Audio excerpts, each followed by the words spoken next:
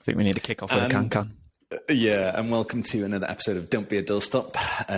As always, welcome back if this is your one of many videos. We really appreciate that you're here. And if this is your first video, then welcome. We are Don't Be a Doorstop. We love talking about purpose, business, life, emotions, pain, depression, sadness, and depression. So this week, it's fascinating that sometimes some of these podcasts become routine and you kind of lose the energy in somewhat. So I was just telling Tom before we kicked off, it's like, oh, you need to always bring energy. It's fascinating that positive energy typically affects the people that you kind of come into the room of. So if they have positive energy, you will feel positive. If they have negative energy, it can affect the whole room. So it's about bringing positive energy. But obviously alongside that, it's also about being authentic. So if you're feeling sad, then it's fine to say that you're sad. And kind of be mindful of, cool, feeling sad, but don't feel any responsibility to change that. Anyway, let's go on and let's go, towards a balance, right? Yeah. It probably doesn't help that I'm wearing my comfy clothes, which is my lazy, is that called a relaxed. snood or something? Is it called a snood or is that This like isn't. a hood? It's just a hoodie and trousers that are both similar. And it's like in like fluffy material, which is basically my lazy clothes. So I'm definitely bringing the energy today. Yeah, and I'm like hooded up. It's actually snowing here for some random reason, and I have no idea why. I think it was like 3 degrees yesterday, but maybe it might have dropped a little bit colder. But snowing in March, I'd have thought that it was a bit sunnier and warmer, but that's obviously not the case. It always randomly snows in March. The only reason why I remember that, or late February, is because I remember hockey games getting called off randomly March and Feb.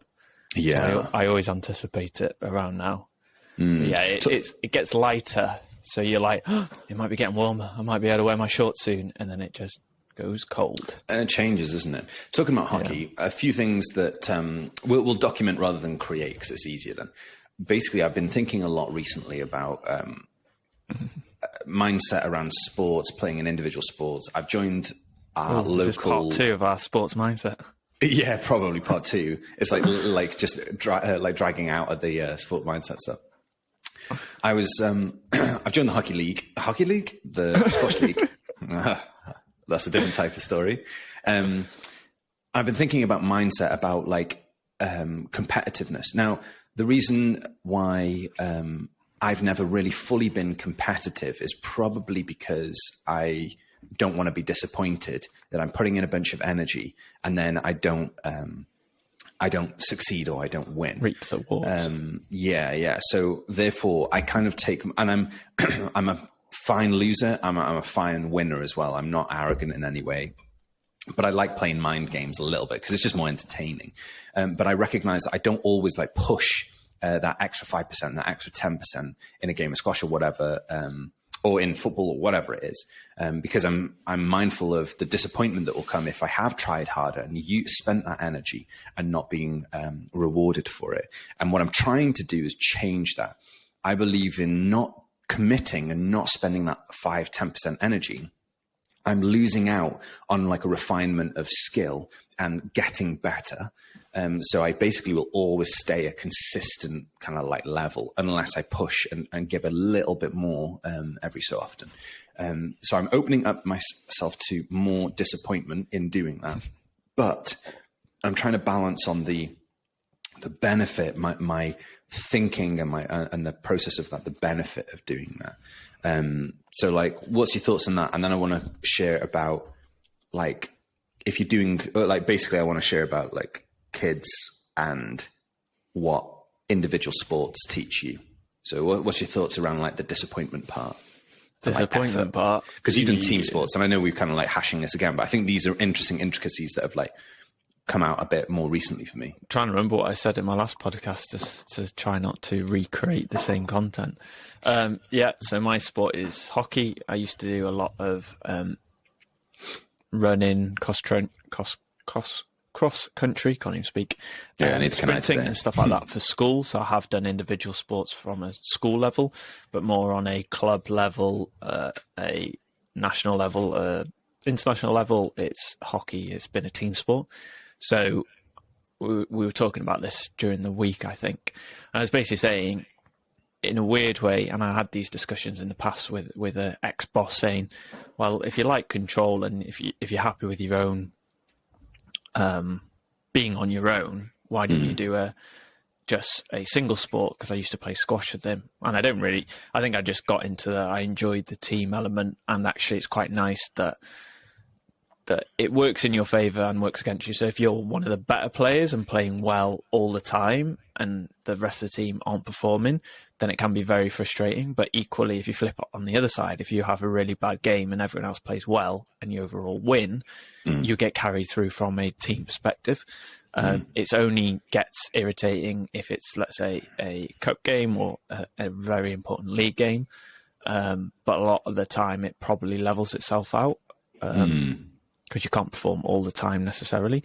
Yeah. But I think things like squash, I think if you like detail and control, like a single sport makes more sense, because actually I look back at it, it's like, actually I'm very detailed orientated of looking at how can I perfect everything possible.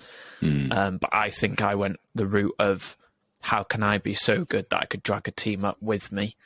Which is not very a team viewpoint. It's probably, if anyone watches the Michael Jordan sort of documentary, it was his sort of first mindset. Before then, his coach told him that he needs to involve the team a lot more. So I think as I've sort of matured and not feel like I'm against everyone to be the best, I think it's definitely helped, because then you can tweak different players' mindsets or thoughts or positions or passes and stuff like that. So you bring on more of an assistant coach mindset to the table, because then you can both help each other out by doing 1-2s or assisting someone, or they assist you.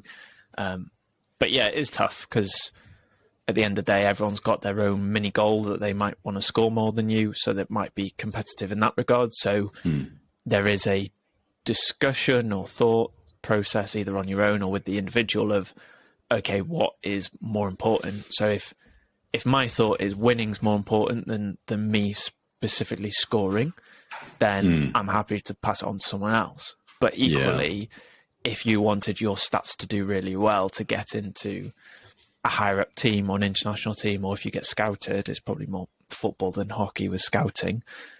It is so easy to be selfish, because they'll be looking at your goals more so, or your assists, rather than you doing as they call a pre-assist nowadays, which is like assist before the assist. Even though they count it, in your brain, a goal is like 50 points, an assist is like 25, and a pre-assist is like 10. So you're thinking if you get most of the goals, you get spotted, and then you're like standing on the shoulders of the rest of your team to go into a different league or a different team or whatever. Yeah, just 2 seconds. I think that your charge is in that room, because... Oh, okay, yeah, go on then. There's a mystery guest joining us here today. Go. So, it is very interesting. I think I remember playing a game for Wales mixed hockey, and I remember literally giving everything to the point that I nearly had to crawl off the pitch. And I was so mentally and emotionally drained, because I think, if I remember correctly, it was 2 games over a weekend, 1 game on a Saturday, 1 game on a Sunday. And I remember, I think we won the first game on the Saturday. I was captain in that year. And it was the first time that we won a game in like 10 years. So that was like amazing. We can win the tournament by winning the next game. But then we lost the next day. So goal difference we lost overall, even though it was a good achievement of winning, and you took the team to the next level to hopefully for them to win it another year, either with me or without me. It's given them that hope that we're not going to get smashed or lose every year, that there is that hope that you can win 1 game. So next it's win 2 games or win 1 and draw 1 to overall win. And I remember I think I was walking either back to the hotel or to the train station. This was back when I was based in Nottingham, but had to travel to Cardiff because it was a home game that year. I remember just like wanting just to cry and to crawl into a ball, because it literally felt like I used so much energy that I just couldn't even function afterwards. Which, to be fair, that hasn't happened often. I think that was the only time that I was like, when you've literally given it your all. And that's the only time that I understand when you see players like that are very strong, very confident, like crumble either after a win or either after a loss in like a final, because you're like, I gave it everything and it still wasn't enough. Obviously, when you recover and you're like, fair enough, they won it, and you can take it on the chin a lot more. But it is interesting when it's in the heat of the moment, when you've literally given using all your experience, all your emotion, all your mindset, all your body, and it's still not enough, or it is enough, and it's the overwhelm of the win or overwhelm of the loss, and it can be quite tough. That's why I think I'm sort of grateful that we don't need to do a lot of post-interview stuff like you do on football or rugby. Yeah, because they're on a forced lower into level, talking about the loss, aren't they, really? Because you're forced to analyse something that you're not really wanting to analyse, because especially if it's an individual sport, you're analysing your own failure of sorts. Right? And that's the thing, is they want you to analyse it, which should probably be better in an hour or two's time after you've had a Coke and had some crisps or something to detox. But actually in that moment, you're detox. just... with sugar and sugar. Yeah. It's like, in the moment, you're just emotional, so you're not going to get a very specific way of, this is how you do, this is where we went wrong, detailed viewpoint. So you do have to sort of take a step back, and it is interesting that you tend to give, or footballers tend to give quite vague answers back, because clearly they've not looked at the footage. It is just their live answer there and then, and they don't want to shoot themselves in the foot because they don't know what fully's gone wrong, or they know what's fully's gone wrong, but you don't want to out someone in the media straight away when you're in that pain or difficulty. Yeah. Shifting forward to like the mindset of individual sports versus team sports. So I want to talk about like whether or not you would teach you, like push your kids in, well, not push, whether or not you would encourage your kids into a team sport or an individual sport. But before we get to that, the mindset stuff. So I've been thinking a lot about my own experience, as well as asking my Tri+2 athlon friend, my pentathlon guy, Jack. Basically, really the baseline for anything is first try and weed out the problems, right? Weed out your mistakes. A lot of the time in a single sport, your mistakes will be giving points away. So you want to weed out your mistakes. Then you want to craft some skill so you can kind of like plan ahead a little bit more and not necessarily focus on your next serve or your next return, but really where you're going to position it. So you're more so thinking about the ball that they're going to be hitting, so their return, right? So steps ahead in the thinking process, which ultimately leads to this idea of control. And then you can control the game in such a way that you can win. So first eradicate like mistakes and your own mistakes, then perfect a skill. So you can kind of like think ahead, position it where you want. So like you can control, okay, I'm thinking I want to put it over here and it's going to bounce here, and kind of like know that stuff and like craft. And then you get to this stage where you're thinking ahead so much so that you can control the game, right? Yeah. Now, how would somebody, if you were to explain to somebody, hey, I'm new in a team sport, and the whole reason why I'm fascinated with this is because this all transfers into business, right? But let's keep going with the sports side. So from your experience with the team stuff, what would you say are like some of the layers to be like a successful team player?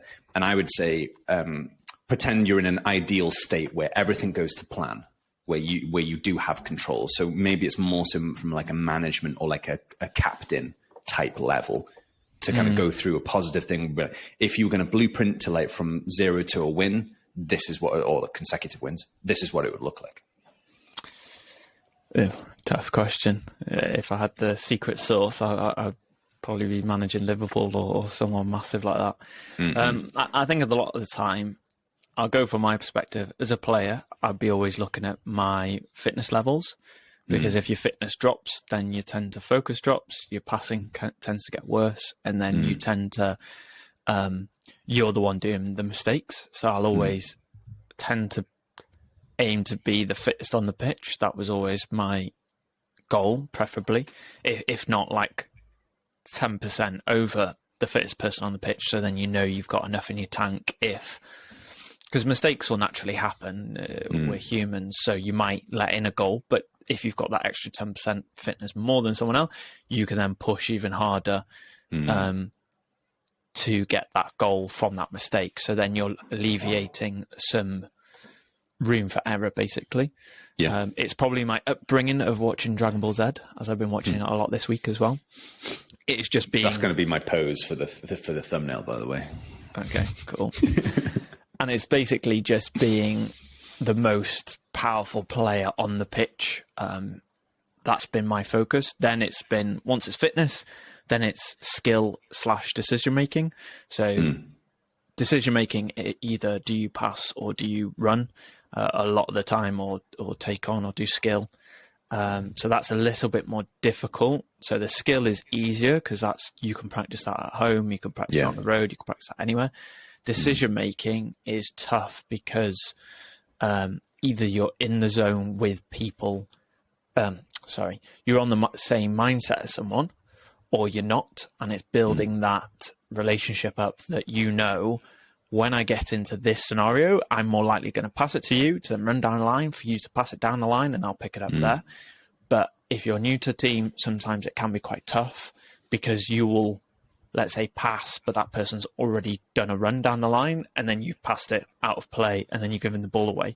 So there is element of like routine error. Or combos. Yeah, because you're still sussing out and you're still communicating. Because some people communicate more, some people communicate less, and you sort of need a mind read. And I think you don't realize when you do find an amazing partnership or with different teammates, it's like gold dust. Because I remember being in a partnership with Matt from school. So he was going through the ranks with me. He was a forward and I was a winger. To my knowledge, I don't think we really spoke that much, but yet we just understood exactly what each other was thinking, and we were both two fast players. So a lot of the time we would just get a lot of goals for our primary school and then our secondary school and won a lot. And I think after going to loads of other clubs, I did have different connections or mind reading, but nowhere near to the same level. That sometimes when I'd come back and play for my local team with him, that would still be thinking very similar. And I think stuff like that, it's like gold dust for like any form of league, from Sunday league to Premier League. It's like an unwritten culture that you can click into. Yeah, that's then creating the plays that gives you the goals, which like is a route one kind of thing. Yeah. And I think that's the thing, is it's quite, sometimes I'm not even sure if it's fully possible to cultivate that, or if it's more natural of bumping into those sort of players, of either if it's how you think together, or if it's your background, or if it's your style. It's quite hard to pinpoint exactly why did one work over the other. That's why transfers are such a big thing in football nowadays, of finding the right players that click with one another. It doesn't necessarily have to be two amazing players or two players that are going for goals. It's like body parts. There's no point getting two right arms. That's useless. You might as well get one right and one left and make them work together. And I think it's finding out what that looks like, which is always quite tough. Yeah. But yeah, so that's some of the starting points. And then after that, it's probably a lot of tactics. So when you attack or when you defend, when you sort of hold back and rest, that you might be taking on a lot of pressure. When do you press the opposition because they look like they're going to let in a goal? So then it's more the sort of tactic side of what you do as a whole, as a team. Which then takes you down to ultimately the controlling of a game to win a game, right? Yeah. Yeah. So just a recap, individual focus around fitness and kind of like health type stuff, performance. Then you shift into strategies, tactics, more so plays with other people. So it's kind of like not necessarily just the next shot, but it's kind of like 1, 2, 3, 4, like a 4-step combo, or like longer combos in partnership with others. And then it's more so high level strategic kind of like chess game of like multiple people, multiple things. So depending on what scenario you're currently in, you would therefore match scenario A with like defense or offense, like attacking or defending for like A or B. So then you'd have this like strategic approach to ultimately, and again, they're routines, right? If we call it routines or plays, if you're losing, then you'll do this particular play and you'll try and find the play that gives you the most reward, right? So for example, if they're weaker down one side, you would run the ball down the right-hand side because you notice that they're weaker, right? Yeah. I think it's an interesting one, because I don't know if it's through my level of hockey or if it's just the different teams I played for. But as I first started, it was very much follow these cones, do these routines on the pitch, and it'll work. But then as time's gone on, they've changed it from, instead of telling you go from A to B to C, and that's what you should do, they just tend to play scenarios of 3-on-3, 2-on-3, 1-on-1. So then it's building up, what do you do? A, it's sizing up your opponent to know if they've got any weaknesses and strengths, and B, it's knowing your strengths of, if you're good at running around on the right, can you do that against every player or just some players? So it's giving you more of a reactive. Yeah, it's making you have a mindset that can work in that moment there and then, that if you see there's 2 players and you've got 3, what overall should you be doing, rather than a cone system that, if that cone system doesn't work, then you're stuck because you're not actually thinking on the pitch. You become sort of a robot trying to mimic something that is quite hard to sometimes mimic. So realism to the scenarios of the actual day. Yeah, which gives you the best approach from a mindset of like the speed of your decision making. Yeah, and that's the thing is, the more experience comes, the more you'll clock. Oh, there's an angry player. Let's pinpoint them and see if they can throw in a bad tackle to get sent off. Or there's a soft player, so I can run past him. Or there's a slow player. Like, you will slowly clock those types of ideas quicker and quicker, and ideally. The coach has an eye for that, so then they can tell you what to do when you're younger, but sometimes they don't necessarily do that. So then as you get older, you might learn that along the way, or go to other teams to then pinpoint. Yeah, so it is interesting. It's what are you aiming to do as a team as well? It might be all about you guys performing well. So sometimes you can perform well but still lose a game. Other times it might be just winning a game, and actually you could perform bad and win a game. And that's the thing, is what is the team goal and what are you aiming for that? Because a lot of the time you want to play well because the results will come in the future. But sometimes if it's a cup game that you don't have time to play badly because you might get knocked out, is sometimes you just play for the win. So you might play scrappy or poorly or whatever, but you get the win. You can suss the rest of it out on the training pitch. Yeah, I think taking this forward, so one quick question is basically, when you have kids, will you put them into a team sport or an individual sport? Both, probably. Cool. I'll probably just see what they enjoy and what they like, because some things click, some things don't. And it's more just, what do they... I think I'm not particularly as bothered them playing super professional, because I know how much taxing it is and the cost and the on body, mind, whatever. But it's more just, what do they enjoy doing? Because then they'll be their best selves and they'll make friends and they'll be in a safe environment. But then also just the practical thing of they're more likely to keep healthy as they get older. So then their fitness and health will make them hopefully stay alive for longer. So I'll be more going from a enjoyment perspective and sussing what that looks like. I think for me, like, 2 things that have come to mind with having kids is, one, putting them into some sort of debating class or something, so they can like critically think, take ideas, break them down, figure out what works, like, and then feedback, rationale and stuff, and challenge things. So I think debating things for like a confidence perspective is good. And then the second part is I definitely think an individual sport, yes, they can definitely do whatever they want.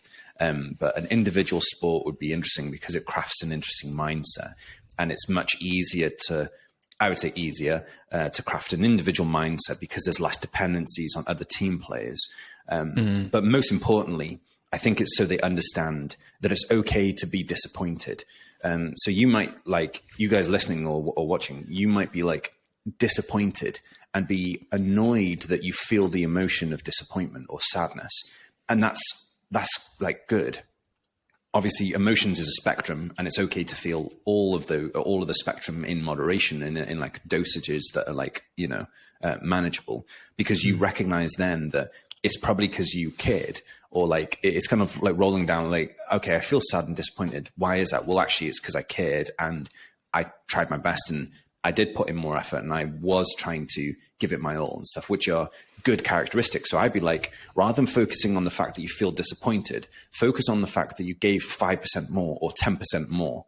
And that is the learning, the positive kind of angle to it. So when you take these kind of like patterns and things we've been speaking in a sports context, if you like switch them over and match them up to things in business, or even in employment, generally speaking, like, firstly, I was talking about, you know, eradicating your mistakes. So like in business, generally speaking, you will make mistakes. And the way to eradicate those is having like checklists. One thing we used to have in the digital agency was a release checklist of things we would make sure that the website had before we would publish it live. Because a lot of the time we would forget one thing, and that one time you forget it, you add it to the list. So then that doesn't become something you forget. So like release checklists and kind of processes is a good thing to eradicate mistakes and perfect that kind of like process. And then on your side with stamina, it is like, are you resting enough? So someone on TikTok replied to one of our stories, like, what's your take on days off? And I was like, oh yeah, super important. Efficient, and efficient. Yeah, with the consecutive efficiencies. And they were like, what's my take on days off? And I'm like, did you reply? Yeah, I did. I was like, days off are super important. If you don't plan days off, your body will plan days off for you. In other words, if you don't listen to your brain or like preemptively tell your brain, hey, we need to take time off or whatever, your brain can like keep going, right? But your brain can't keep going if your body then says, actually, we've had enough. So what you want to do is like in your own brain, think ahead of time before it ever gets to your body, that your body starts giving up and you can't do anything further. So being efficient, a part of being efficient is resting.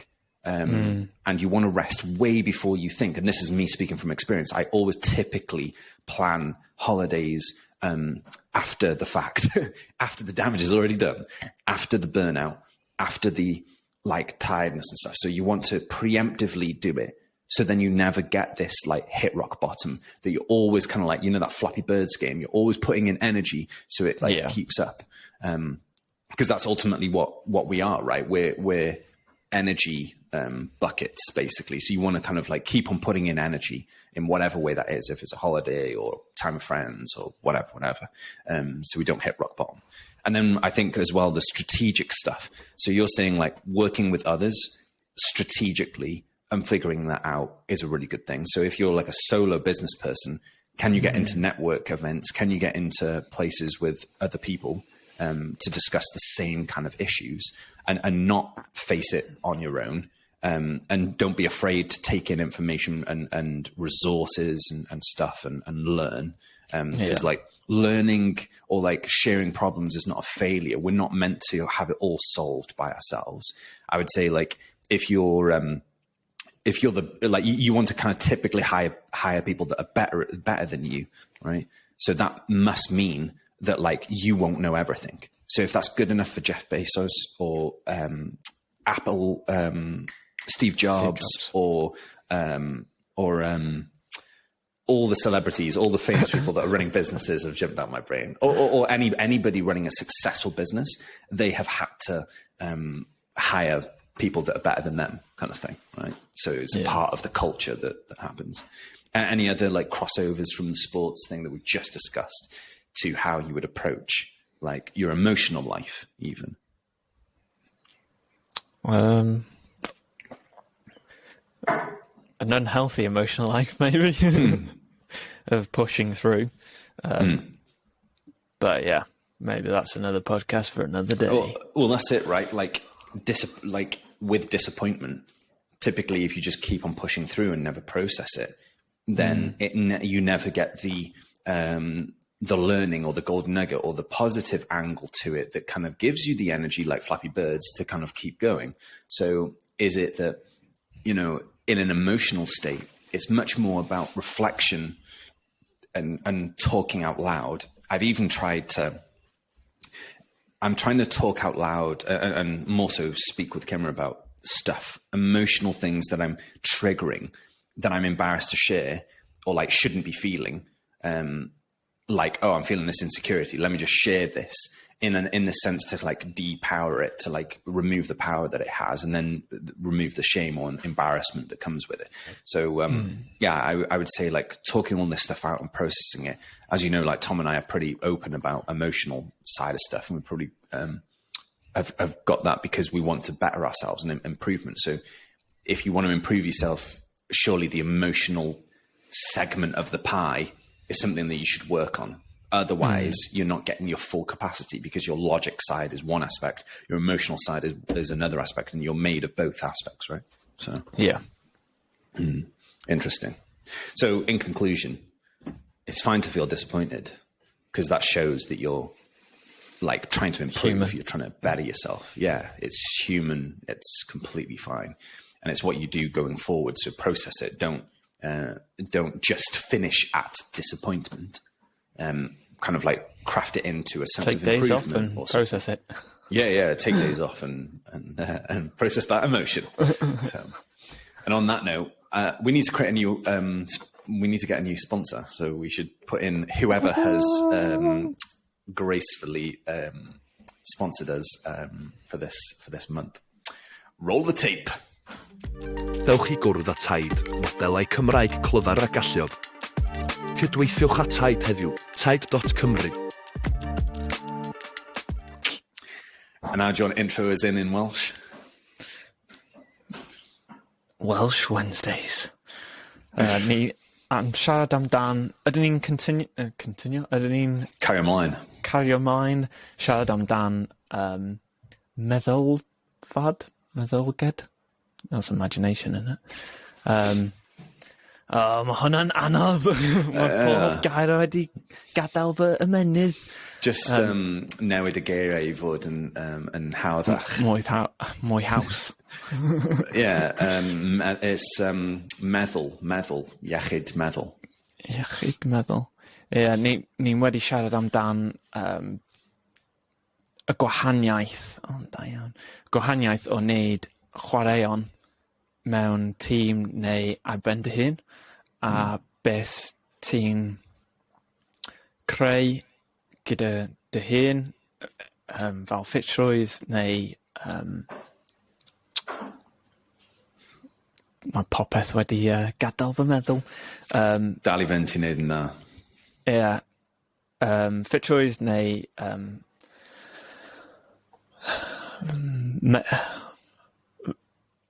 Strategaeth. Ie, a pethau fel yna. A mae'n edrych amdan ni wneud y gwahaniaeth rhwng pethau fel hoci a pêl-droed, a pethau fel squash a badminton, a beth sydd yn newid. Ydyn ni'n aros? Ydyn ni'n cario mlaen ar y topic yma, neu ydyn ni'n newid o I y pobl sydd yn deall Gymraeg? Dwi'n meddwl ddylen ni ychwanegu chydig bach. Felly, fel ydych chi'n gwybod, da ni wedi siarad am iechyd meddwl ar y ffordd, dwi'm yn gwybod be ydy disappointment, but tristwch, neu rhywbeth da chi'n teimlo o gwthio a trio a rhoi mwy effort neu egni I mewn I rhywbeth. So, sut wyt ti yn delio hefo disappointment? Mae'n haws. Siarad Gymraeg a siarad amdan disappointment. Dwi ddim. Na. Dwi dal yn... Oedd fi'n dwi'n prosesu. Yeah. Y pethau sydd heb wedi mynd ei ffordd oedd fi'n meddwl fysai o'n mynd. Dwi'n meddwl a mae o'n interesting. Diddorol oherwydd dwi ddim yn gwybod oedd corff dal yn feddwl am pethau o'r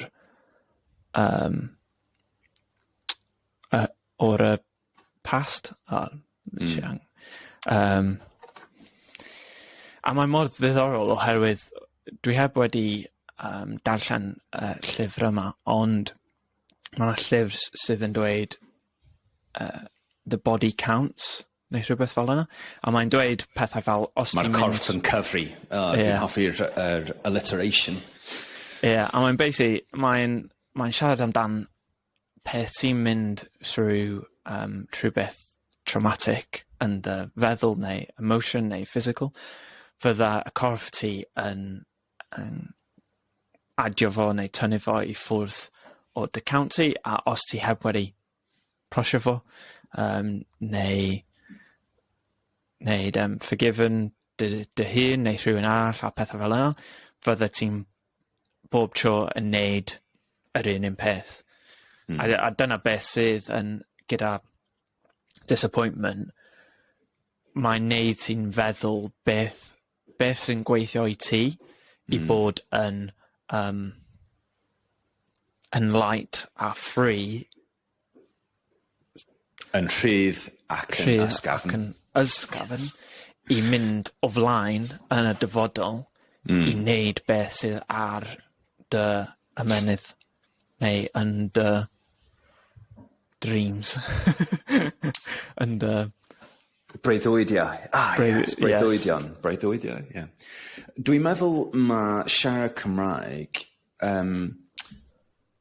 yn enwedig i ni, ydy ni ymarfer gwthio trwy y peth sy'n anodd, ac efallai mae yna teimladau o disappointment sy'n dod hefo fo, oherwydd da ni wedi gweithio am flynyddoedd yn dysgu ac yn perfectio Cymraeg, a wedyn pam da ni'n dod i defnyddio fo, da ni ddim mor dda ac da ni'n cofio, neu da ni ddim yn gallu siarad mor dda ac da ni'n gallu deall.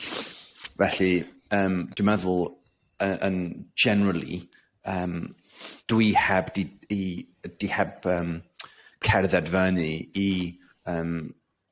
situations sy'n creu rhyw fath o disappointment, oherwydd dwi di kind of deud bod disappointment ydy rhywbeth negyddol, a dwi'n misio pethau negyddol, ond weithiau mae'n iawn i teimlo pethau negyddol mwyn ddim cael eich fel gwthio ffwrdd, ddim cael eich rhoi ffwrdd, like put off, gan just bywyd a ffeithiau am bywyd fedrwch chi ddim newid.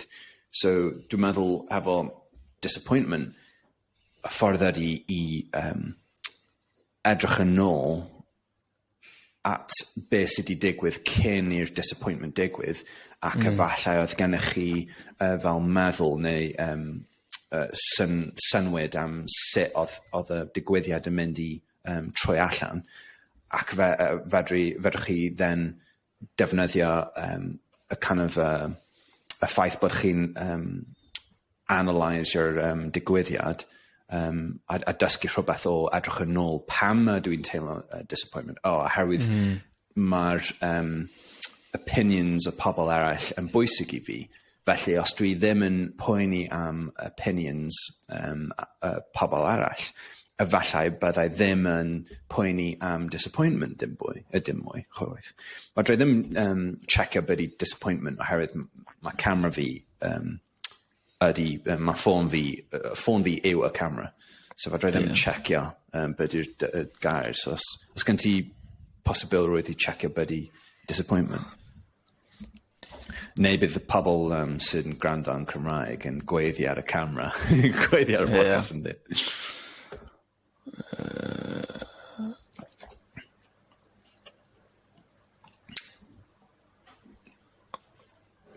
Dydy o ddim yn dod yn ôl i fy meddwl.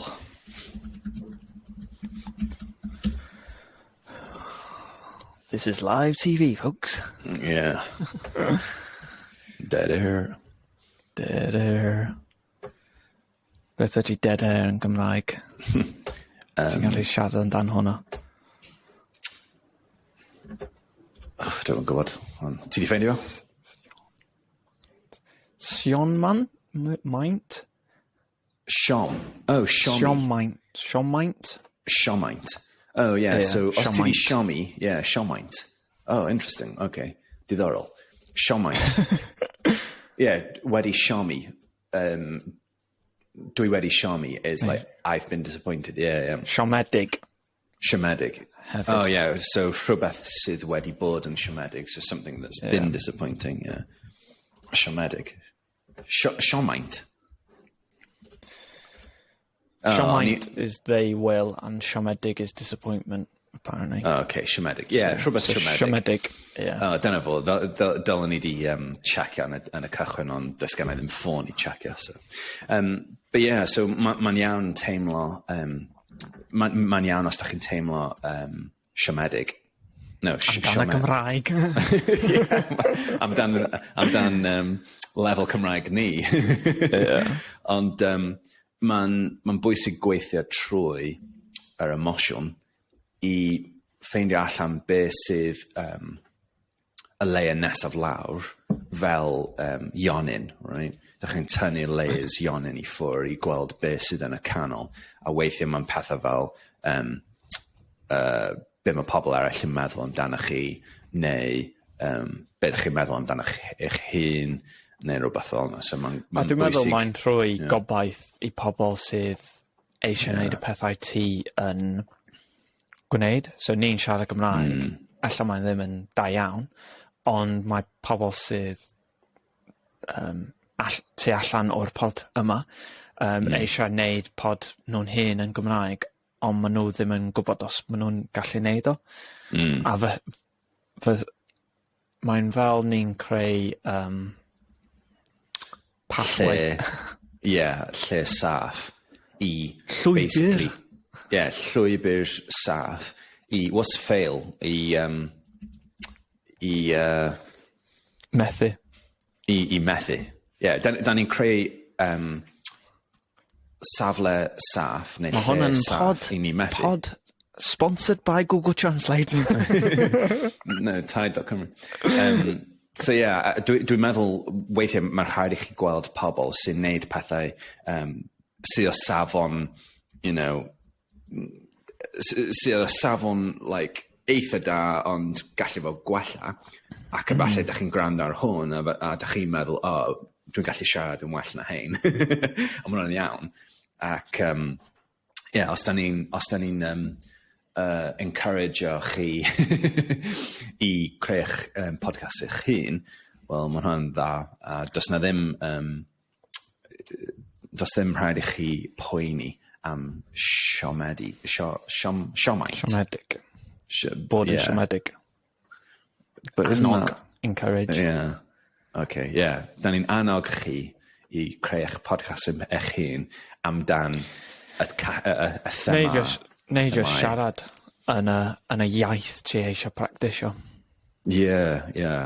Just siarad. Dwi'n meddwl bod yn dwyieithog yn sgil. Oherwydd dwi'n meddwl dwi wedi siarad mwy o Gymraeg ar y pod yma nath o fi siarad Gymraeg yn y dwy ysgol oedd fi'n mynd i'r ysgol. Ydy hwnna oherwydd oedd y ti'n introvert? Neu oedd oherwydd oedd y ti'n ddim yn siarad Cymraeg hefo ffrindiau ti? Introvert a dyslexic, oherwydd dwi eisiau mynd o dan y radar os mae athrawon yn gofyn cwestiwn, oherwydd wyf fi'n gwybod, wyf fi'n stryglo gyda Gymraeg a Saesneg a gwybod beth sydd yn mynd ymlaen yn y stafell. Yeah. A pan mae fi'n siarad gyda ffrindiau, oedd o'n bron bob tro yn Saesneg. So, dwi'n practisio fwy ar y pod yma na dwi yn ysgol. Yeah, ac i annog chi hefyd, da ni'n gweithio ar creu captions Saesneg i'r pobl sydd wedi diflannu am nawr. Wedyn bydd nhw yn gallu cario ymlaen, neu dysgwyr hefyd, cario ymlaen i gwrando ac i darllen y captions Saesneg. Ond mae'n anodd iawn ffeindio rhywbeth sydd yn cyfieithu Cymraeg i Gymraeg a wedyn Cymraeg i Saesneg i wedyn adio ychwanegu captions Saesneg, oherwydd mae Cymraeg ni mor di torri fyny. Mae'n anodd clywed y geiriau da ni'n trio siarad a deud. Ond efallai da ni angen torri'r fideo fyny mewn i darn 1 a darn 2. A wedyn efallai bydd o'n haws i cael YouTube i creu captions automatic. A dyna ni wedi siarad am oes ac da chi wedi probably cael gormod o ni'n siarad Cymraeg hefo geiriau Saesneg. Felly, hwyl am nawr. Gwelwn ni chi wythnos nesaf. So dwi wedi gorffen y fideo yn rhy fuan. Da ni angen neud ein thumbnail. We'll have to come up with a name for this thumbnail part. But the thumbnail thing. So are we doing 2? I'll do it this way and then you can rotate me. But I think I need to do it like this. So 1, 2. It will cut off our fingers, won't it, somewhere? That's why you have to bring it back. You have to bring it back so much. Os ti'n symud bysau o flaen a nôl, bydd hi'n cael crop da iawn. Gallu cael crop o rhywle. A dyna fo. Diolch am gwrando tan y tro nesaf. Doorstop.